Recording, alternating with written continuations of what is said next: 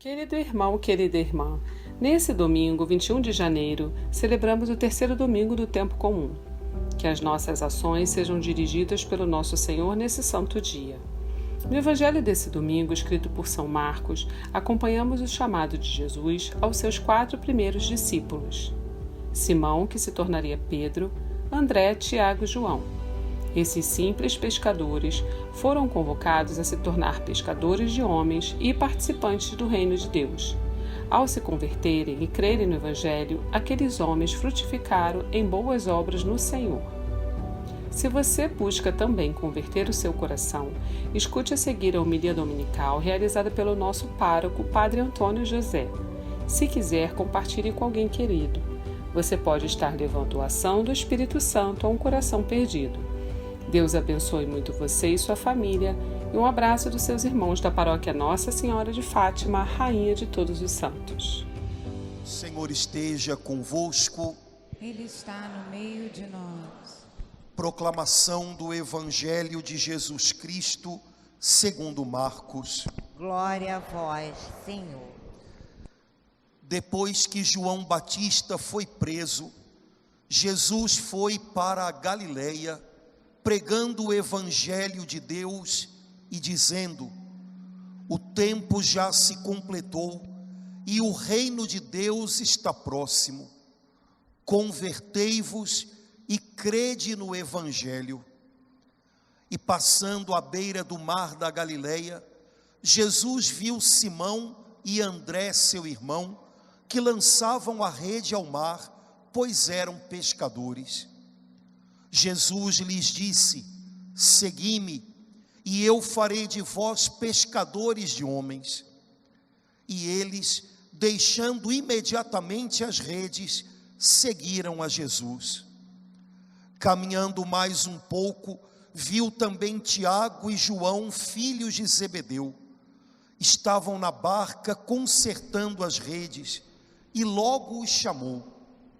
Eles deixaram seu pai Zebedeu na barca com os empregados e partiram seguindo Jesus.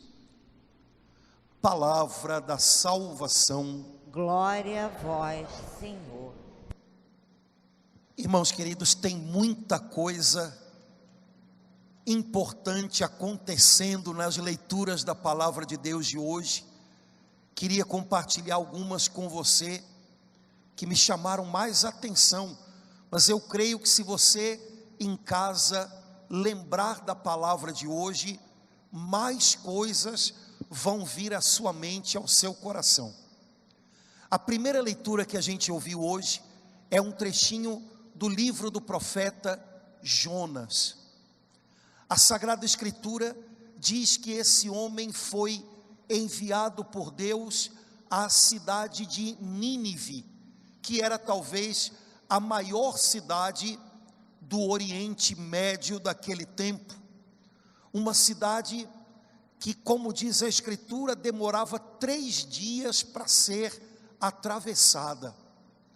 Mas o Senhor tinha para Nínive uma advertência: ou vocês mudam o modo de se comportar, ou vocês se convertem, ou a cidade vai se destruir. E o Senhor desejava que Jonas fosse a Nínive para dizer isso a eles, para dizer aos habitantes de Nínive: Deus está dando a vocês a chance de repensar as coisas. Se vocês continuarem caminhando por essa estrada, a cidade vai se arruinar. Mudem de vida.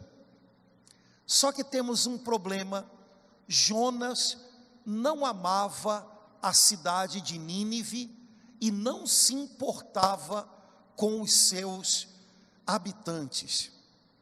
Tanto é verdade que quando o Senhor dá a ele a ordem de ir a Nínive, ele pega o caminho que vai na direção contrária para não ter que ir para a cidade. Jonas entra numa viagem na contramão de Nínive, portanto na contramão do chamado de Deus para ele. Se você lembra da história de Jonas, Você sabe que ele pegou um navio para ir para longe de Nínive. Só que quando a gente está indo para longe da vontade de Deus, a gente se embola cada vez mais.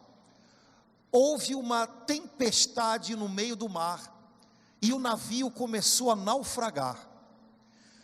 E aí começaram a jogar fora do navio o peso. E aí começaram cada um dos marujos do navio a fazer promessas aos seus deuses. Naquele tempo havia muitos deuses, cada um fazia para o seu. E de repente alguém encontrou no porão do navio Jonas dormindo. Quando a gente está na direção contrária da vontade de Deus, chega uma hora em que a gente não luta mais, a gente não tem mais forças. Jonas estava dormindo no fundo do navio, acordaram a ele: você não vai fazer promessa para o seu Deus também não? E Jonas disse: não, é por minha causa que está tendo essa tempestade. Eu recebi uma ordem de Deus e fui em outra direção. Jogaram Jonas no mar, a coisa mais lógica a fazer, né? Joga ele fora. A Bíblia diz que um grande peixe engoliu Jonas, e alguns comentaristas dizem que Jonas era um cara tão indigesto, que até o peixe cuspiu Jonas. Esse foi o profeta que Deus enviou a Nínive.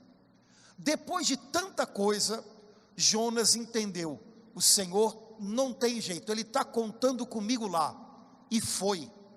Só que quando chegou em Nínive, demorava 3 dias para caminhar pela cidade toda. Ele caminhou um dia só, e a mensagem do Senhor era: mudem, senão a cidade vai ser destruída. Aquilo que Jonas falou foi: daqui a 40 dias Nínive vai para o espaço. Não foi o que Deus mandou ele falar. No fundo, eu acho que era o que ele queria. Mas a mensagem que ele gritou em Nínive foi: vai tudo se acabar, tem jeito não. E apesar de um profeta tão ruim, não é que o povo de Nínive quebrantou o coração? E a Bíblia diz: Deus viu as suas obras de conversão. Ou seja, os habitantes de Nínive fizeram algo para mudar o rumo da vida deles. E o Senhor teve misericórdia, e a cidade foi poupada. Irmãos, a primeira coisa que me chama a atenção nessa história da primeira leitura, é claro que é o nosso amigo Jonas. Profeta. Deus contou com ele, contou. Mas que profeta trapalhão. Quase que tudo dá errado por causa do profeta. Fugiu, foi na contramão, não teve compaixão daquelas pessoas, não falou o que Deus mandou que ele falasse, falou o que estava na cabeça dele. E apesar de tudo isso, os ninivitas aproveitaram a chance e mudaram. Posso dizer uma coisa para você? Nosso Pai do céu também conta com a gente. Nosso Pai do céu também nos colocou em alguns lugares onde talvez a gente não gostaria muito de estar, ou pelo menos não nessa hora, ou pelo menos não nessa situação. Jonas não queria estar em Nínive. É possível que eu e você não quiséssemos estar em algumas coisas, mas a gente está, e o Senhor conta com a gente lá. E aí eu pergunto para você: será que eu e você temos sido uns profetas que nem Jonas, que quase colocamos tudo a perder por causa do nosso coração sem compaixão, ou por causa da nossa má vontade em fazer o que Deus pede da gente? Será que eu e você até estamos onde o Senhor nos quer, mas estamos daquele jeito? Sabe, Jonas fez o que o Senhor pediu dele, mas fez do jeito pior. Daqui a 40 dias tudo está aqui destruído. De repente eu e você estamos fazendo o que Deus pede da gente. A gente está onde Deus nos colocou, mas a gente podia fazer de um jeito melhor. É como um pai de família ou uma mãe de família que estão em casa, e a pessoa diz, eu estou lá, mas Deus sabe como, ou reclamando de tudo, ou brigando por tudo, ou sendo do contra em tudo. Eu não sei se você conhece alguém do contra. Jonas era do contra, não sei se você conhece alguém do contra. Irmãos, a gente é enviado por Deus, Deus tem um propósito para a gente, Deus conta com a gente, e é possível que a maioria de nós esteja onde Deus nos quer encontrar, mas a grande pergunta é, eu estou lá, mas estou como? Eu estou colaborando com a mensagem que Deus tem através de mim? Eu estou colaborando com os planos de Deus? Ou eu estou quase colocando tudo a perder, por causa da minha falta de generosidade, por causa do meu amargor, porque eu estou chateado e aí eu reclamo? Eu estou fazendo, mas estou fazendo contrariado, e está todo mundo vendo. Depois, uma outra coisa me chama a atenção nessa história da primeira leitura. Os ninivitas, apesar de um profeta tão ruim, não é que eles aproveitaram a chance e mudaram. Sabe, talvez a gente pudesse aprender alguma coisa com eles também, porque às vezes a gente imagina que as pessoas que Deus colocou na vida da gente tem que ser as melhores pessoas, a gente tem que estar na melhor família, na melhor igreja, no melhor trabalho, para a gente ser alguém bacana, legal. Pois é, os ninivitas tiveram o pior profeta e aproveitaram. Quem sabe a gente precisa aprender a aproveitar um pouco mais as chances que Deus nos dá, mesmo que elas não sejam tão perfeitas como a gente imaginava que elas tinham que ser. Não tenho a família perfeita, não tenho a igreja perfeita, não tenho o trabalho perfeito, mas ainda assim posso viver algo melhor, posso olhar para tudo isso como chances que Deus está me dando, e posso aproveitar isso.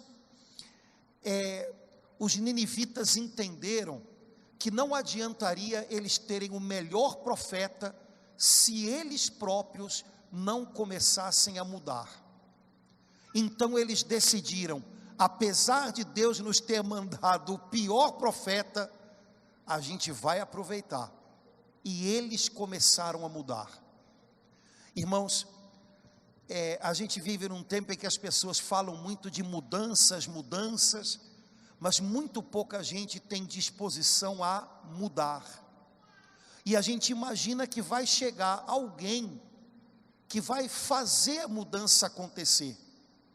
Só que não é assim que funciona. Não é o profeta que faz a mudança acontecer, mas é o povo de Nínive acolher a chance e decidir mudar.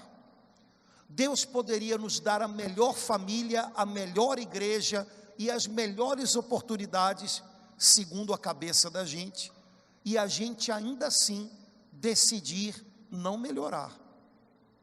Você pode não estar no lugar ideal, no lugar perfeito, no lugar que você imagina que devesse estar, e ainda assim aproveitar cada chance, fazendo mudanças, não esperando mudanças, fazendo mudanças aqui dentro.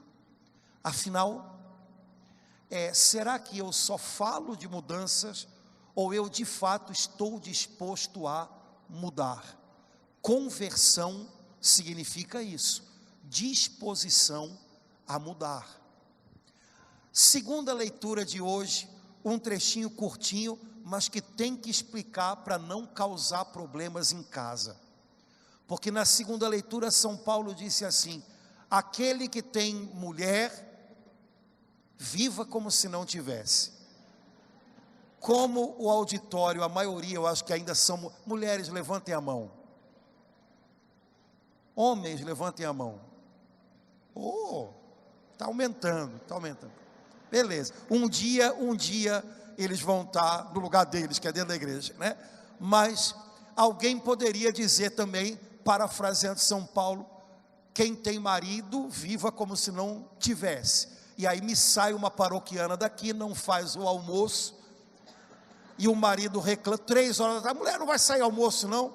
E ela me diz para o marido, é porque na igreja disseram hoje, quem tem marido, viva como se não tivesse. Estou começando, não fiz o almoço. Pelo amor de Deus, né? Não é disso que São Paulo está falando. Quem chora como se não chorasse, quem faz compras como se não fizesse, porque a figura, a cara das coisas desse mundo passa. São Paulo está dizendo, não se apegue exageradamente a coisas que passam, valorize e viva intensamente aquelas que permanecem, aquelas que você vai carregar com você para a eternidade, aquelas que vão fazer parte de você, porque vão ficar entranhadas em você para sempre. Essas coisas, cuide delas. Num casamento, não olhe com lente de aumento para as coisas que passam. Todo mundo tem dias ruins, todo mundo tem dias de aborrecimento, de cansaço, que fazem a gente ficar, às vezes, mais sensível e estourar. Não olhe para isso como se fosse o que vai permanecer. Do seu casamento, fique com aquilo que vai durar para sempre. O cuidado que vocês têm um com o outro, as promessas que fizeram a Deus, o cumprimento dessas promessas. Sabe, não se avalia um casamento pela quantidade de dias em que a gente viveu num mundo cor-de-rosa. Possivelmente esses vão ser os dias em menor quantidade. A gente avalia pela fidelidade da gente, apesar dos dias difíceis. Guarde isso, fique com isso, isso vai durar para sempre. Algumas pessoas, às vezes, depois que cuidaram de alguém, principalmente quando é uma pessoa, papai, mamãe, que depois de uma certa idade o Senhor chama, algumas pessoas ficam chateadas porque ficam lembrando, teve um dia que eu não tive paciência. Tá bom. Não foi bom, mas isso passou. Você ficou ao lado dessa pessoa até o fim. Você cercou ela de amor. Você fez o possível para que ela se sentisse cuidada. Sua tarefa não era ser infalível. Sua tarefa não era impedir essa pessoa de falecer. Sua tarefa era estar do lado dela até o fim. Isso dura para sempre. Isso você vai levar com você. Cuidado para não ficar olhando demais para aquilo que passa. Irmãos, vocês sabem disso. A gente é craque em se preocupar mais com aquilo que passa do que com aquilo que de fato a gente devia cultivar, porque vai durar para sempre. Aquele que tem mulher como se não tivesse, viva. Aquela que tem marido como se não tivesse, viva. Significa, não dê atenção demais a coisas que amanhã já ficaram para trás. Não se apegue demais a coisas que não valem a pena, porque às vezes num casamento, o que vira o nosso maior apego são as nossas mágoas. Gente, isso passa, isso vai ficar para lá. Guarde o que vale a pena. Bom, aquele que está comprando como se não comprasse, cuidado para não querer encher o tanque de alegria com compras. Hoje a gente corre o risco de preencher os vazios da gente jogando coisas aqui para dentro. E quanta gente acaba se perdendo nisso, janeiro, como é que eu faço para pagar o meu dezembro, né?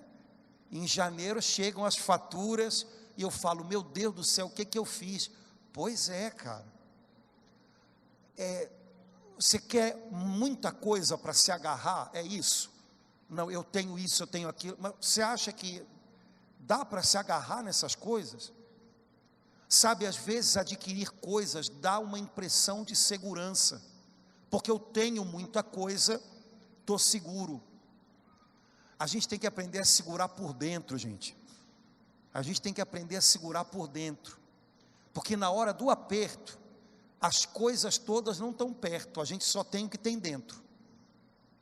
São Paulo está dizendo para a gente, cuidado com onde você está pondo o seu coração. Cuidado para não colocar o seu coração naquilo que não vale a pena, naquilo que amanhã já passou. Priorize o que você vai levar para a eternidade. Depois, no Evangelho, o Senhor Jesus ainda faz umas outras coisas bonitas. Jesus começou a pregar, e o que Jesus prega foi resumido por São Marcos numa frase: o tempo chegou, ajeitem-se, convertam-se, o reino de Deus já está aí. Irmãos, o tempo chegou. A gente vive numa época em que um dos grandes problemas, por causa de exaustão, por causa de esgotamento emocional, se chama procrastinação. Já ouviu falar disso? Já padeceu disso? Procrastinação significa, eu vou fazer, mas não agora. Eu vou fazer, mas não agora. Qual é o problema da procrastinação? Você pensa que está num caminho bom, porque você disse, eu vou fazer, mas você está em perigo, porque você não está fazendo, e vai que não dá tempo. E vai fazer como? Em cima da hora. Como é que esse negócio vai sair? Só Deus é que sabe. Irmãos, no que se refere a problemas de trabalho, estudo, isso é um problema, mas é limitado. O negócio é que a gente pode fazer isso com a vida. Eu vou viver, mas não agora. Eu vou mudar, mas um dia. Eu vou aproveitar o que Deus está me mostrando, o que Deus está fazendo na minha vida, mas não agora. Jesus diz para a gente hoje, chegou o tempo. Como é que você está administrando seu tempo? Ou melhor, sua vida? Você está vivendo? Padre, é verdade, eu não estou vivendo não. Então já sei o que eu vou fazer. Juntei duas coisas, não estou vivendo como se não tivesse marido, então tchau, eu da igreja já vou direto para a praia, vou viver. Não é disso que a gente está falando, né? É bem mais do que isso. O que você está fazendo com a sua vida? O que você está fazendo com a sua alma, com você? Cuidado com esse amanhã que não chega nunca. Cuidado com essa mudança que não começa nunca. Ninguém muda tudo num dia só, mas a mudança tem que começar um dia, e Jesus diz que é hoje. O tempo chegou. Convertam-se, mudem o jeito de pensar, de enfrentar a vida. O reino de Deus está aí. Você tem que entrar nesse reinado de Deus. Você não pode ficar de fora disso. Jesus então, diz a Bíblia, passa pelo mar da Galileia e vê dois homens que já o conheciam, Pedro e André, que são pescadores. E Jesus agora começa a chamar os seus discípulos. E os primeiros que ele chama são esses dois irmãos. E o que Jesus diz para eles é: segui-me e eu farei de vós pescadores de gente.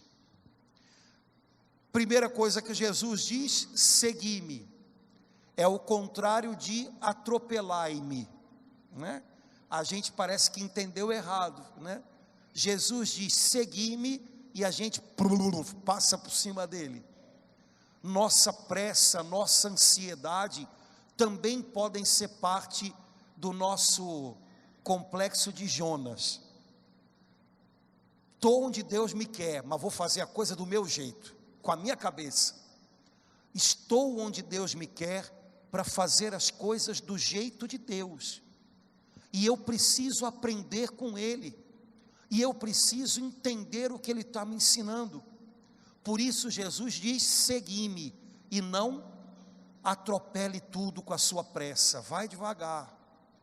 Jesus diz: eu farei de vós pescadores de homens.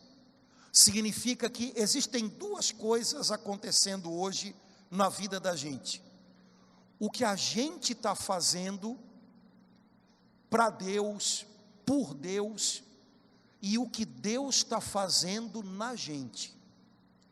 O que Deus está fazendo em mim é mais precioso do que o que eu estou fazendo para Deus. Eu só vou fazer coisas que vão agradar a Deus se eu permitir primeiro que Ele faça de mim o que Ele quer que eu seja. Existem momentos em que eu não vou poder fazer mais do que eu já estou fazendo, e também nesses momentos Deus vai estar me ensinando algo e fazendo algo dentro de mim. Eu farei de vós pescadores de homens. Eu tenho certeza que você está fazendo hoje o máximo que você pode. Você está fazendo tudo o que você sabe para ajudar as pessoas, para fazer bem a sua família, para ser uma pessoa legal. Só que o que você percebe que Deus está fazendo em você? Ultimamente, o que Ele tem mexido dentro de você?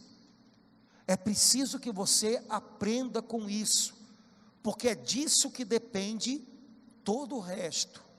Eu farei de vós pescadores de gente. Eu achei engraçado que hoje de manhã eu estava pensando, Jesus não falou, eu farei de vós caçadores, eu farei de vós pescadores.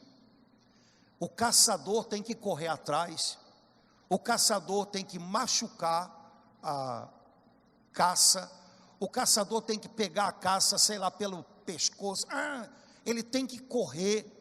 O pescador tem que ter paciência. Eu nunca pesquei, não tenho vontade nenhuma, acho que deve ser muito chato, mas o máximo que eu já vi de pesca foi o pessoal ali no viaduto da Ilha do Governador, né? Mas eu já reparei ali que a maioria das vezes o pessoal está ali de noite. Não sei se é porque os peixes estão com mais sono, e aí fica, né? Mas eu imagino que é porque as coisas estão mais tranquilas. Depois o pessoal fica ali, porque para pescar você tem que ter paciência. Irmãos, Jesus não nos chamou para ser caçadores de gente. Eu vou caçar minha família para Jesus. Já comprei até uma arma, né, para abatê-los. Não, vai devagar. Jesus fez de nós pescadores. Tenha paciência com eles. Cuidado, porque a sua agitação pode afastar, ao invés de trazê-los para perto. Tem que ser na medida certa. Agir quando é preciso, porque também ser apático, ser uma pessoa que não age quando é preciso, não é virtude, viu? É uma pessoa que a gente espera que ela faça e ela não faz, isso não é virtude. Mas cuidado para não se agitar na hora errada, porque isso pode acabar afastando as pessoas. Nossa agitação não faz a obra de Deus. Aprender a agir com a sabedoria de Deus, com a direção de Deus, seguindo Jesus, esse é o segredo. Jesus nos chamou para pescar pessoas para Ele, trazer pessoas para mais perto dele. Mas para isso, a gente precisa de muita atenção. Um pescador tem que ser um cara perceptivo, pois então, tenha atenção, perceba as pessoas que Deus está colocando ao seu lado, o que elas precisam, até onde dá para caminhar com elas. Tenha paciência, fale até onde é preciso e também saiba a hora de esperar, para que aquilo que você disse caia dentro das pessoas. Senão, a gente pode falar além da conta e acabar machucando, acabar afastando. Irmãos, no fundo o segredo é segui-me, segui-me. Hoje a gente volta para casa, volta para o lugar onde o Senhor nos mandou. Não sei se hoje a sua casa está com cara de Nínive para você. Ai meu Deus, lá vou eu de novo, tanto biruta, onde é que eu fui amarrar minha égua, né? Pois é, mas o Pai te colocou ali, são os seus birutas, né? Pois então, vai para Nínive, e lembra de ser um profeta que ajuda, um profeta que fala na medida certa. Cuidado para não ser a pessoa que, como Jonas, está onde Deus queria você, mas está daquele jeito, brigando, reclamando. Hoje, que a gente possa aproveitar o nosso tempo e guardar o que vale a pena. Não fique retendo dentro de você aquilo que passa e que tem que passar. Carregue dentro de você o que vale a pena carregar para sempre. Isso você deve guardar. Lembre que a gente não tem todo o tempo do mundo, já diria o Legião Urbana, né, mentindo para a gente, temos todo o tempo do mundo. Não temos, né? A gente só tem o dia de hoje. Pois então, hoje é o tempo. Faça as mudanças em você que são necessárias. Talvez não dê para mudar tudo hoje, mude alguma coisa. Não espere a mudança do outro. Não espere que você tenha a melhor família, o melhor trabalho, o melhor profeta. Mude dentro, hoje, como os ninivitas fizeram. Siga Jesus, deixe que Ele faça de você a pessoa que você precisa ser. A mãe, a esposa, o marido, o patrão, o colega de trabalho que você precisa ser. Deixe que Jesus molde você para que você se torne isso. Com paciência, com equilíbrio, que a gente possa hoje levar no coração o que a igreja fez a gente pedir, rezando o salmo desse domingo. Mostrai-me, ó Senhor, vossos caminhos. Senhor, eu quero fazer a sua vontade, eu quero aprender contigo, me mostra a direção. Se a gente der um passinho com Jesus, vai ter valido mais do que uma corrida inteira sem Ele. Que a gente possa caminhar com o Senhor, aprendendo a sua vontade, o que Ele quer de nós, cada dia.